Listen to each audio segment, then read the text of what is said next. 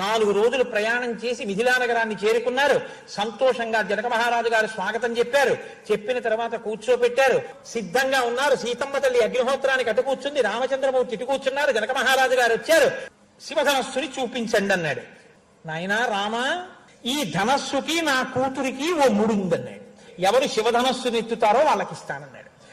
శివధనస్సుని ఎత్తడం, నిలబెట్టడం, వంచడం, ఇంటినారి కట్టడం అంటే పుట్టిన పిల్ల మాయామానుష స్వరూపిణి.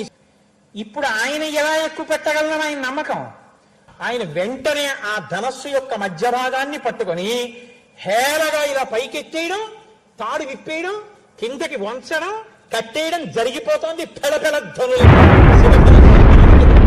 రాముణ్ణి చూసి అన్నారు, ఈమె సీత. ఎంత సంతోషమో నా కూతురు. ఎందుకు ఇస్తున్నానో తెలుసా? ఈమె వివాహమునకు పూర్వం చేసిన నోములన్నీ మంచి భర్త కోసం, వివాహం తర్వాత చేసే వ్రతాలన్నీ నీ యొక్క అభ్యున్నతి కోసం. నీడ అనుసరించినట్టు నిన్ను అనుసరిస్తుంది.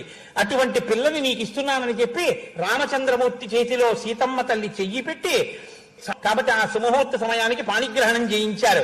చాలా సంతోషంగా ఆ రాత్రి సీతారామ కళ్యాణం.